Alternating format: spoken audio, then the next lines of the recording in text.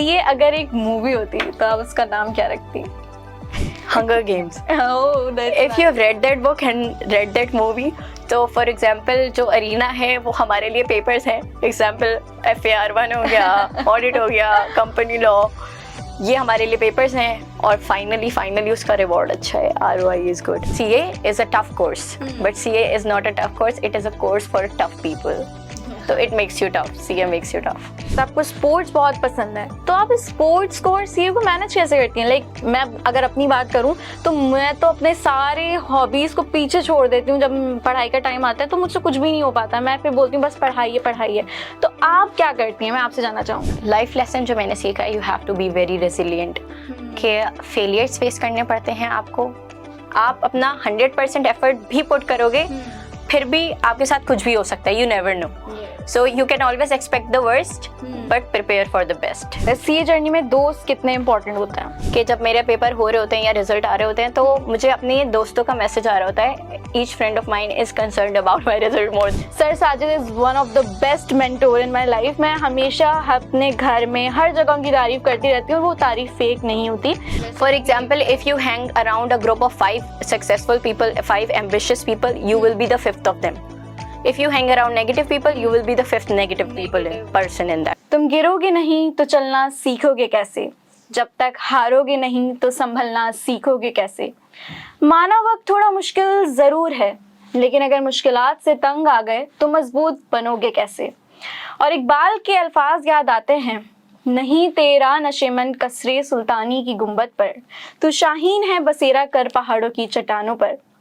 तो हम वेलकम करते हैं हमारी बहुत ही स्पेशल गेस्ट बनीन को। सो वेलकम बनीन, अस्सलाम वालेकुम, हाउ आर यू? वालेकुम अस्सलाम, अल्हम्दुलिल्लाह। आप सुनाएं, आप कैसी हैं? अल्हम्दुलिल्लाह, I am fine too. So let's begin with our Q&A session. So Baneen, आपने सीए को क्यों चूज़ किया, जबकि आपका बैकग्राउंड तो साइंस से था? बहुत फ़नी जर्नी है इस चीज़ से रिलेटेड ना। एक्चुअली हुआ ये था कि when I was back in O levels, तो उस टाइम पे मेरे पास एक वेरिएशन ऑफ सब्जेक्ट्स थी। I had computer science also, and I had biology also, so I had many different options at that time. But मैंने जब deeply professions को pursue करने के advantages देखे, तो उसके मुझे pros and cons इतने कोई इंटरेस्टिंग नहीं लगे। उसके बाद ये हुआ कि मैंने गूगल पे सर्च किया, इट इज़ वेरी फनी, मैंने गूगल पे सर्च किया which one is the most earning profession. तो उसके बाद ना गूगल ने मुझे सबसे पहले चार्टर्ड अकाउंटेंसी दिखाई। Then I delve deeper into it कि इसके बारे में मैंने फर्दर डिटेल्स नहीं। फिर मैंने कहा यार इतना सब कुछ तो पढ़ ही लिया है, अब कुछ नया पढ़ के ट्राई करते हैं, लेट्स सी कहाँ लेके जाता है एक्सपेरिमेंट। ओके, अच्छा, आपने PRC कंप्लीट किया, उसके बाद आपने कैफ स्टार्ट किया, तो आपको सबसे बड़ा डिफरेंस PRC और कैफ में क्या नजर आया और आपको क्या शौक लगा कैफ में आने के बाद? PRC and Kaif is a totally different ball game ना। PRC में बेसिकली आपके पेपर स्ट्रक्चर पे डिपेंड करती हैं बहुत सारी चीजें, वो MCQ बेस्ड होता है and this is a deeper level. लेकिन PRC में बेसिकली ये होता है कि बहुत सारी चीजें आप पढ़ के आए हुए होते हो, तो आपका कॉन्फिडेंस बूस्ट हो जाता है। But in Kaif when there is a different diversity of students, वो सब एक सेम पेज पे होते हैं और उनका जो होता है सबका हिसाब किताब एक ही जैसा होता है कि सबकी हालत बुरी होती है। तो Kaif is a totally different ball game और उसमें आपको कंसिस्टेंसी के साथ पढ़ना पड़ता है। ठीक बात है। अच्छा, अगर मैं पूछूं कि आप A levels, क्योंकि आपका बैकग्राउंड था, तो A levels और कैफ का डिफरेंस आपके नजदीक क्या है? For me because I have studied in, जैसे मैं आपको बताती हूँ कि O levels में आप एक चीज़ 3 साल में कंप्लीट कर रहे हो, ठीक है। A levels में आप वो चीज़ 2 से 1 साल 1.5 साल में कंप्लीट कर रहे हो। लेकिन when you step into CA, फिर आपके पास सिर्फ 6 मंथ्स होते हैं एंड दैट टू अगर आप उसको पूरा काउंट करें तो वो 6 मंथ्स ही नहीं होते। आप पूरा हिसाब लगाएं तो it is around 3 to 4 months. तो इसमें आपको लेक्चर्स भी कंप्लीट करने होते हैं, साथ साथ रिविजन स्ट्रेटजीज भी प्लान करनी होती हैं और पेपर टेक्निक्स भी प्लान आउट करनी होती है, which is impossible until and unless you attempt your past papers. तो इसमें टाइम कम होता है सबसे ज्यादा, आपका टाइम मैनेजमेंट अच्छी होनी चाहिए। Time management, absolutely right. अच्छा, अगर एक लाइन में आप अपनी सीए जर्नी को डिस्क्राइब करना चाहें तो लाइन क्या होगी? एक लाइन जैसे कि देयर इज दिस स्टीरियोटाइप कि CA is a tough course, but CA is not a tough course, it is a course for tough people. So it makes you tough, CA makes you tough. That's nice. अच्छा, अब तक CA journey में आपने क्या lesson सीखा, life lesson क्या सीखा आपने? लाइफ लेसन जो मैंने सीखा, you have to be very resilient, कि फेलियर्स फेस करने पड़ते हैं आपको, आप अपना 100% एफर्ट भी पुट करोगे, फिर भी आपके साथ कुछ भी हो सकता है, you never know. Yes. So you can always expect the worst but prepare for the best. Right. अच्छा, अगर मैं आपसे पूछूं कि आपको, क्योंकि आपने मुझे बताया था आपको स्पोर्ट्स बहुत पसंद है, तो आप स्पोर्ट्स को और सीए को मैनेज कैसे करती हैं? लाइक मैं अगर अपनी बात करूं तो मैं तो अपने सारे हॉबीज को पीछे छोड़ देती हूँ. जब पढ़ाई का टाइम आता है तो मुझसे कुछ भी नहीं हो पाता, मैं फिर बोलती हूँ बस पढ़ाई है. तो आप क्या करती हैं, मैं आपसे जानना चाहूंगी. There is this thing about balance. Basically आप मैनेज की बात कर रही हैं. For me you use the wrong word. Management is not the right word. If I talk about managing my hobbies alongside with other like studies, for example, studies are my priority obviously, but for other hobbies, for example, sports हो गया, music हो गया, it could be art, for me that is an escapism. I need an escape from daily rigorous study sessions. तो अगर for example मेरे papers हो रहे हैं तो मैं plan out ये करती हूँ and I save a certain amount of money to invest into my sports, और मैं अच्छा racket ले लूंगी, I would buy paints, I would buy different instruments. तो वो मैं पहले से ही प्लान आउट करती हूँ कि पेपर होंगे तो मैं ये करूंगी, बुक्स खरीदूंगी, आई विल स्टार्ट रीडिंग. तो दिस इज बेसिकली ये अच्छी बात भी. इससे आपको ये होता है कि आपको पता है कि क्या टाइम आपका फोकस के लिए है जिसमें आपने सिर्फ पढ़ाई करनी है, और उसके बाद आपको एंजॉय करना है, तो आपको पता है आप अपने आप को थोड़ा सा रिवॉर्ड दे रहे हो. तो ये एक अच्छी चीज होती है. This kind of reward system mostly. अच्छा, अगर एक दिन आपको चॉइस मिले, या तो आप कैफ के पेपर दे दें या आप कोई अपना फेवरेट स्पोर्ट खेल लें, तो फिर आप क्या करेंगे? मैं पेपर से 10 मिनट पहले स्पोर्ट्स खेलूंगी. मैं पेपर से it will freshen me up. लेकिन आपने मुझे देखा होगा मैं आखिरी टाइम पे भी बुक्स खोल के ही बैठी हुई होती है, because you never know anything could come in paper. You never know. बहुत बार ऐसा होता है कि आप आखिरी लाइन भी रीड करते हो और वो पेपर में आ जाती है. अच्छा, अक्सर इस बार भी मेरे साथ भी हुआ था.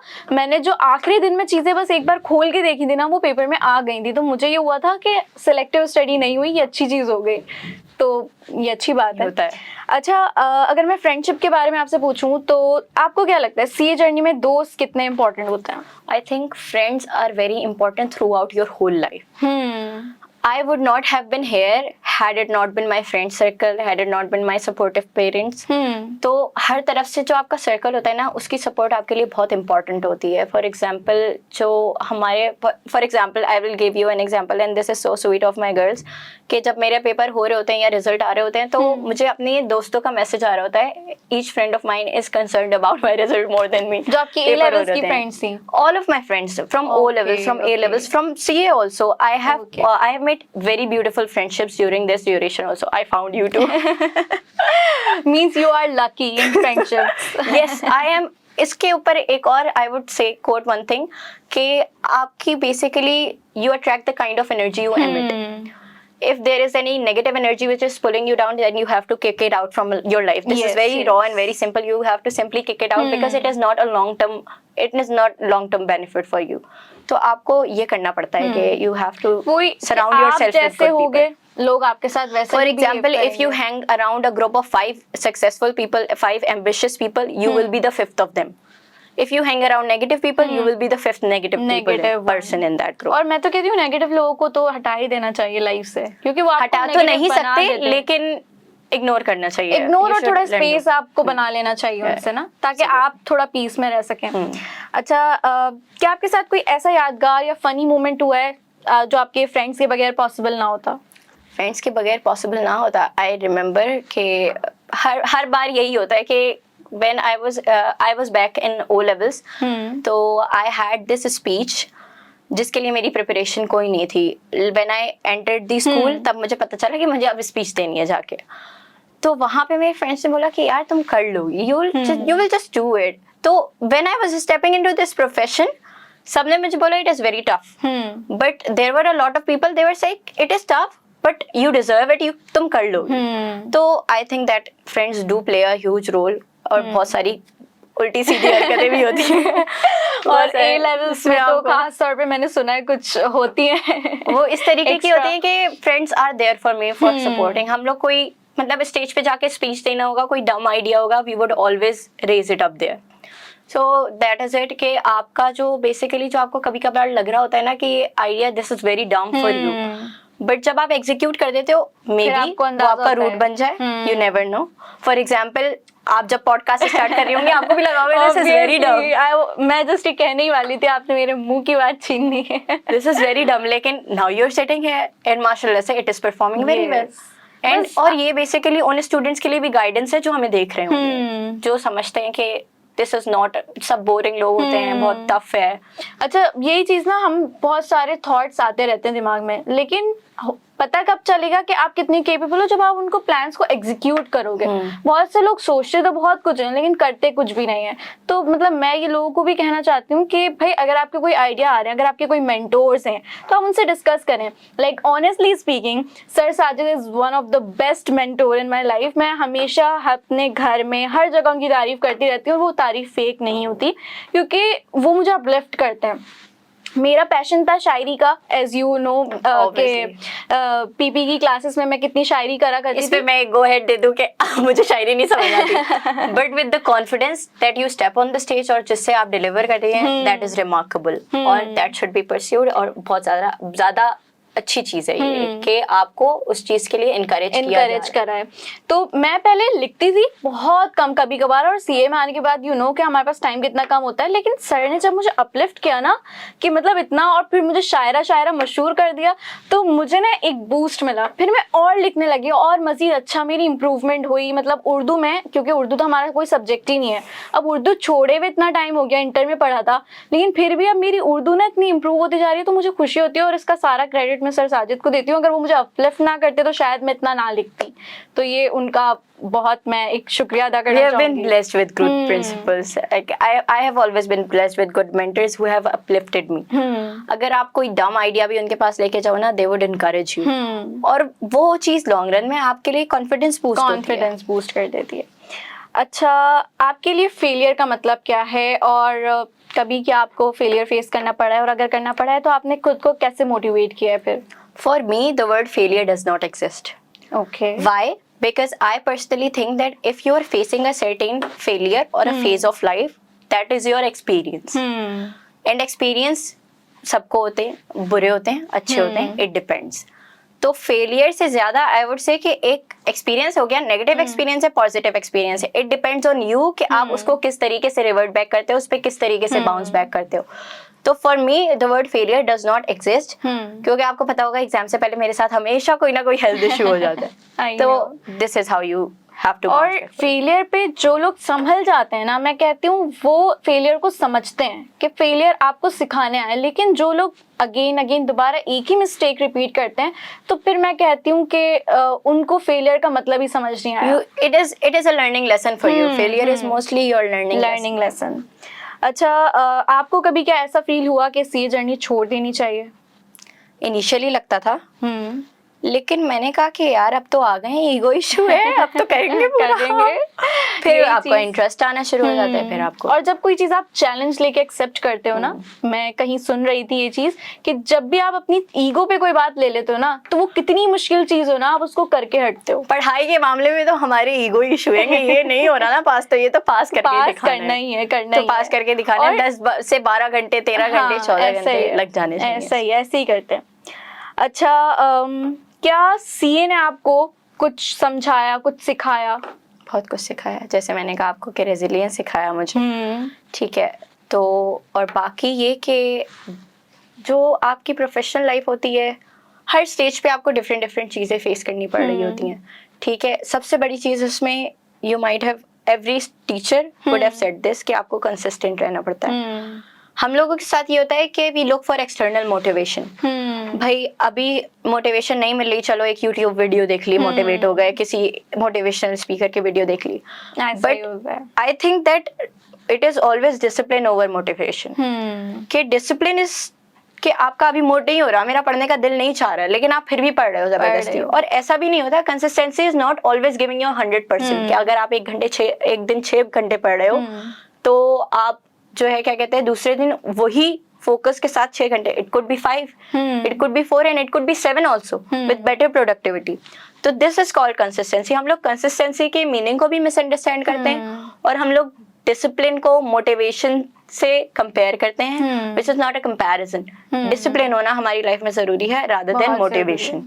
सही बात है। खुद ही मोटिवेशन लानी पड़ती है। हाँ। कोई एक्सटर्नल सोर्स पे आप मोटिवेशन पे रिलाई करोगे तो किसी ने आपको नेगेटिव बात बोल दी आप उससे अफेक्ट हो जाओगे, पॉजिटिव बोल दिया आप उससे अपलिफ्ट हो जाओगे। और जब डिसिप्लिन लाइफ में होता है ना तो टाइम आपके पास बहुत बच रहा होता है। अगर मैं सुबह वाली रूटीन अपनी फॉलो करती हूँ ना, जिसमें मैं फजर में उठती हूँ, उसके बाद मुझे दिन बहुत लंबा लग रहा होता है और मुझे लगता है इतना टाइम है मेरे पास, फिर मैं ये भी पढ़ लेती हूँ। इसमें एक दूसरा फैक्टर भी है ना कि you know your optimum time to study. बहुत सारे लोगों के लिए वो रात होता है, बहुत सारे लोगों के लिए सुबह होता है, दिन होता है। For me during the day I want to sleep. जब मैं खाना खा लेती हूँ ना मुझे नींद आती है। खाना खाने के बाद तो सुबह पढ़ाई होती है या रात में पढ़ाई होती है मुझसे पर्सनली। बहुत सारे लोग ऐसे होते हैं जो रात में पढ़ रहे होते हैं, जो सुबह पढ़ रहे होते हैं। बट इट एक रूटीन रखनी है यू शुड आपको। लर्न योर ऑप्टिमम टाइम कि आपकी कैपेसिटी क्या है और आप कितना उसको एक्सटेंड कर सकते हो, कहाँ तक एक्सटेंड। और मैं कहती हूँ एक रूटीन रखनी चाहिए। मतलब ये नहीं कि अगर आप नाइट आउल हो तो एकदम आप जो है ना मॉर्निंग पर्सन बन गए हो, नहीं। अगर आप नाइट आउल हो तो आप वो ही रहो, आप किसी और को देख के कॉपी अपना प्रोडक्टिविटी टाइम। आप अपने आप को देखो आप कब ज्यादा अच्छे से कर पा रहे हो।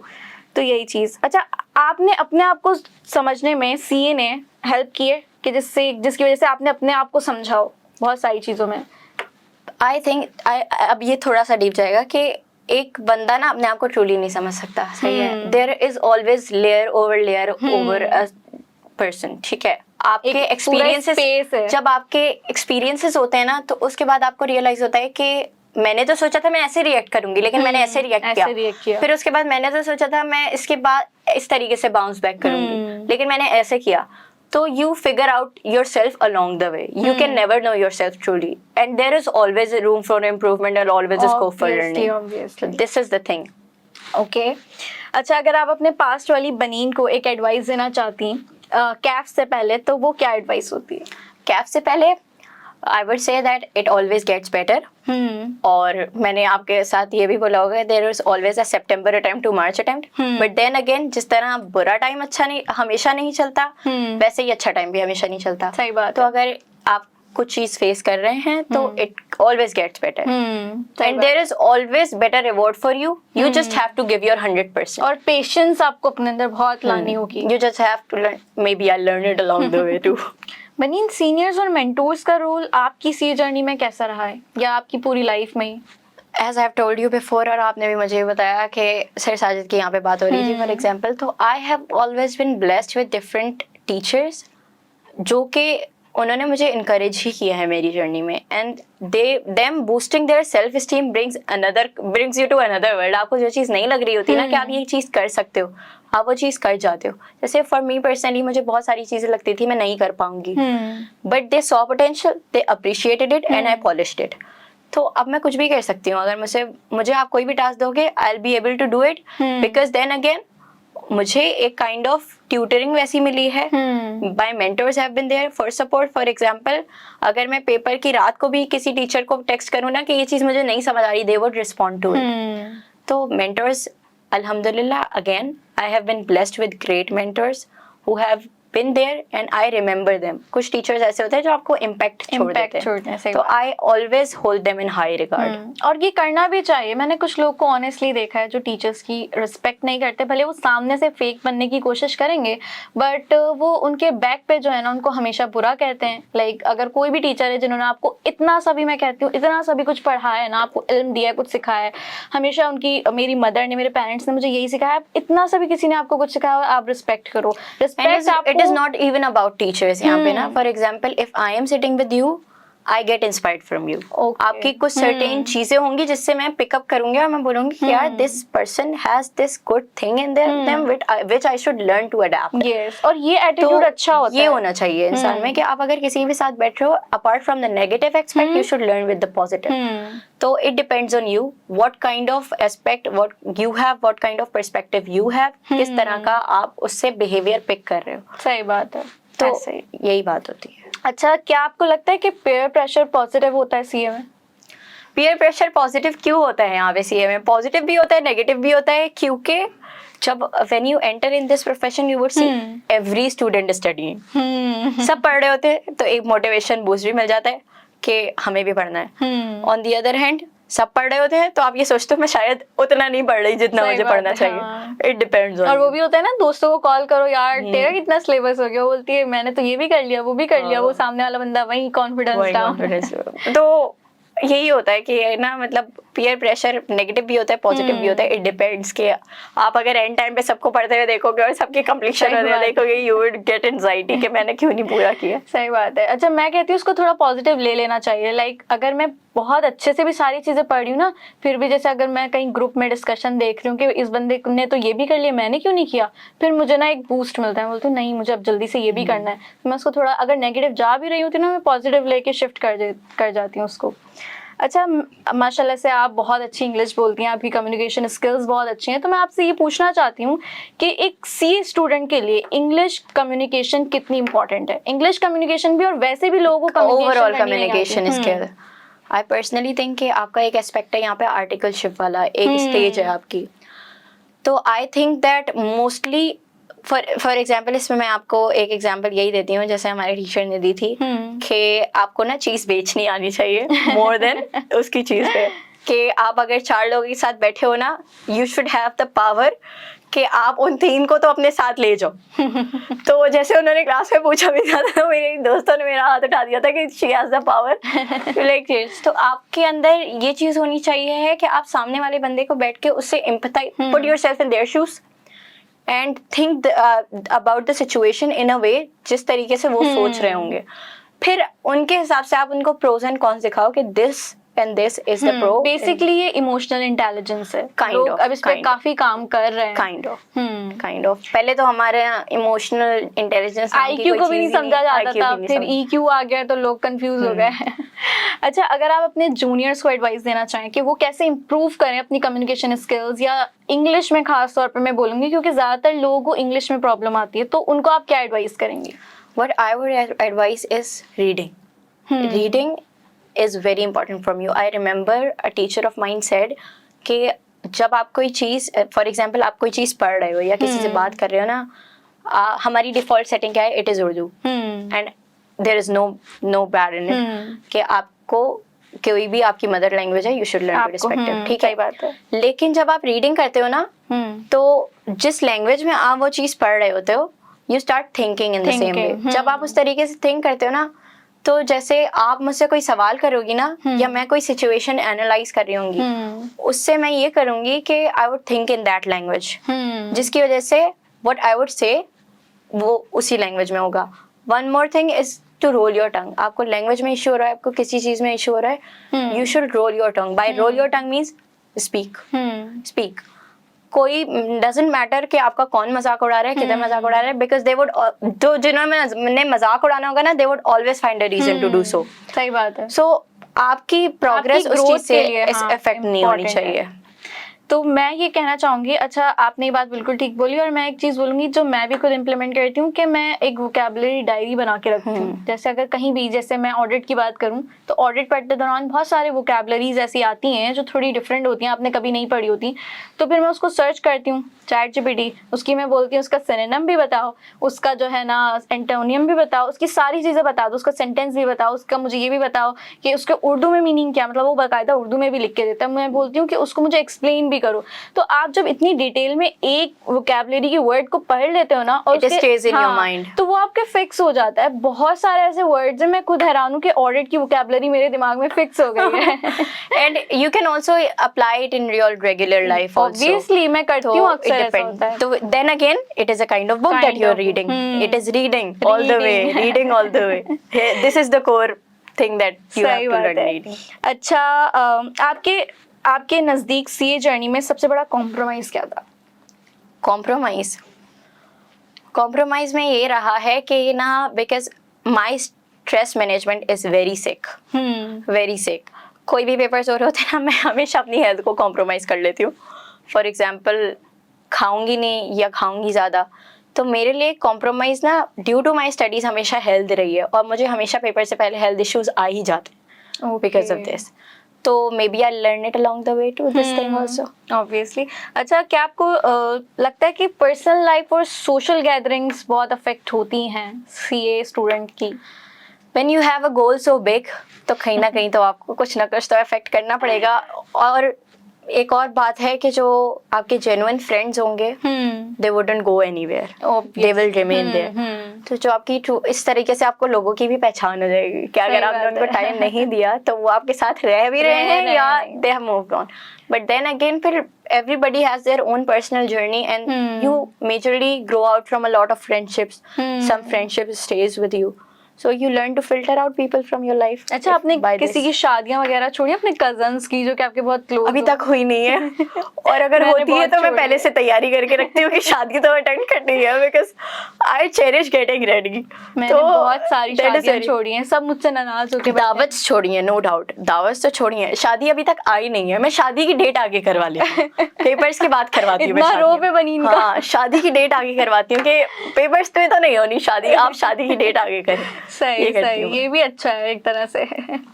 अच्छा, ऐसा मेरे बहन भाई की शादी में मैंने करवाया था. मैंने बोला भाई चाहे जो भी हो जाए मेरे पेपर्स के बाद होनी चाहिए शादी.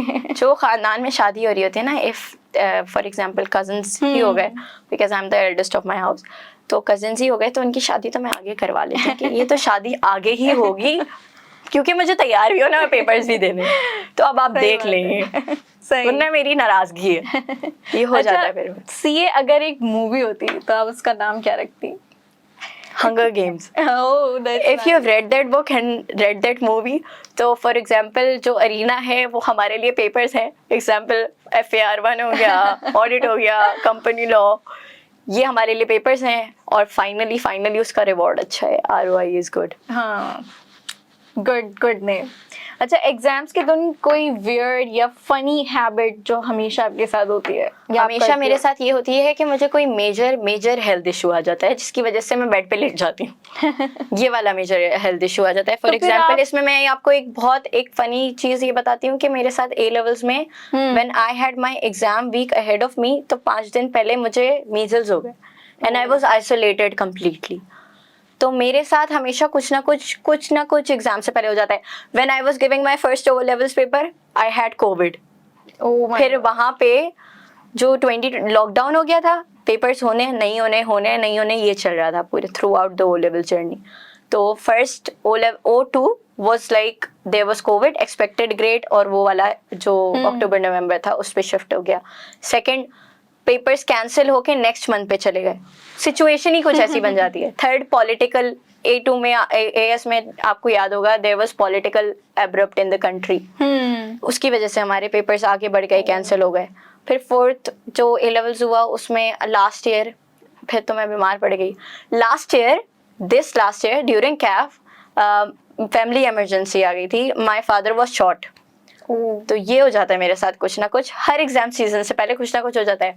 But then again I end up with good grades, I end up achieving high. तो आई फॉरगेट इट. जब रिजल्ट आते हैं तो फिर आप भूल जाते हो कि रिवॉर्ड तो मिल गया ना आपको. और वही ना कि आप बर्दाश्त कर रहे हो चीजों को, आपको रिवॉर्ड मिलेगा उसका. इट इज योर जर्नी आपकी और मजे की हो जाती है. सही बात है. अच्छा, अगर एक सुपर पावर आपको मिल जाए सिर्फ एग्जाम के दिन, तो वो सुपर पावर क्या होनी चाहिए? सुपर पावर पे मैंने आपको शायद यही बोला था कि मुझे पेपर पता चल जाए. बट देन अगेन अगर मुझे पेपर पता चल जाए मैं तैयारी नहीं करूंगी, तो I would go for time extend. लेकिन फिर भी अगर टाइम एक्सटेंड करने की भी मैं बात करूँ ना, तो टाइम एक्सटेंड पे ये होगा कि वही वाली बात होगी कि कल से पढ़ेंगे. तो हमारे साथ तो यही एक लूप है. तो I don't think so. I would personally prefer कि मैं कोई सुपर पावर एग्जाम से पहले, एग्जाम्स के बाद देखेंगे सुपर पावर्स का हिसाब किताब. अच्छा, मैं बोलती हूँ कि जो है ना गैप भी नहीं होना चाहिए पेपर में. गैप भी नहीं होना चाहिए क्योंकि आप लेजी हो जाते हो. You think that vacations have started. Vacation शुरू हो गए, मतलब if there is a gap of 20 days तो आपको तो वेकेशंस ही लगेंगे. मेरे ऑडिट के पेपर में 5 दिन का गैप था. मुझे समझ ही नहीं आ रहा था मैं करूँ क्या. मैंने 2 दिन 1 to 2 days gap is enough. उससे ज्यादा होगा तो आपको लगेगा कि this you have started residing in your vacations. सही बात है. अच्छा, अगर आप सीए कैफ की टीचर होती तो आप कौन से टॉपिक को कैंसिल करवाती? टॉपिक या सब्जेक्ट? जो भी आप बोलना चाहें. टैक्स. हर किसी के लिए आसान सब्जेक्ट है, but I personally hate tax. और अगर आपको आर्टिकलशिप टैक्स में परस्यू करनी पड़े, हो भी सकता है, कुछ भी हो सकता है. You never know, never say never. हो भी सकता है मेरा इंटरेस्ट आ जाए उसमें. इंटरेस्ट, सही बात. इंटरेस्ट वही वाली बात है ना कि अगर आप मुझे एक टास्क देंगे ना कि ये करना है, तो आई वुड डू इट. हो सकता है कि I would pursue tax and articleship. You never know. You can never क्योंकि say आप never. चैलेंज ले लोगे ना उसको. You can never say never. सही बात है. अच्छा, अगर सीए एक ओलंपिक होता जिसमें स्ट्रेस हैंडलिंग एक स्पोर्ट होता तो क्या आप गोल्ड मेडलिस्ट बन सकती थी? I think I would barely land on a bronze. Barely with a bronze because I am very bad at handling stress. It is very bad for me. मतलब मैं इमेजिन करती हूँ कि मेरे पेपर्स फॉर एग्जांपल अगर सितंबर में हैं तो मुझे अगस्त में पेपर्स देने हैं.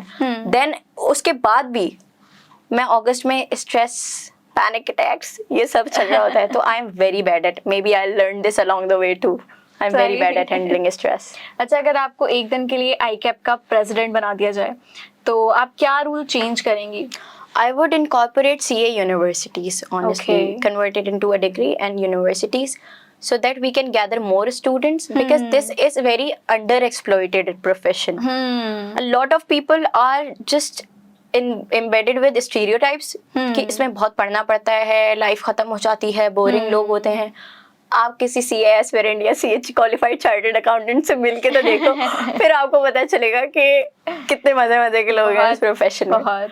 तो ये हमारा एक स्टिग्मा बना हुआ है कि this is the kind of profession. I would like incorporate more things, social things और यूनिवर्सिटीज. मैंने बोला है कि जैसे कि ताकि ये प्रोफेशन को उतनी इम्पोर्टेंस मिले जितनी उसकी एक्चुअल में है. This is okay. रात के अंधेरों में चांद का चमकना, सूरज ना होने पर भी रोशनी कर गया. ये शेर हमें याद दिलाता है कि सीए जर्नी में आपके स्ट्रगल्स तो बहुत आएंगे, जहां अंधेरे भी होंगे, लेकिन वो आप ही होंगे जो आप अपने लिए रोशनी क्रिएट करेंगे. So thank you so much Maneen, आपने अपना टाइम दिया, अपनी इतनी इंस्पायरिंग जर्नी हमारे साथ शेयर की. और होपफुली जो हमें देख रही है हमारी ऑडियंस, वो बहुत इंस्पायर हुई होगी. एक आई ओपनिंग स्टोरी रही होगी आपके लिए. I would add one thing also कि hope we conduct our next interview, next podcast after qualifying CA. इंशाल्लाह जरूर. वानिया यहीं बैठी हो, हम दोनों यहीं बैठे हो और क्वालिफाइड चार्टर्ड अकाउंटेंट्स हो और फिर इंशाल्लाह. दोबारा फिर वो तो एक लेवल ही अलग होगा. इंशाल्लाह someday.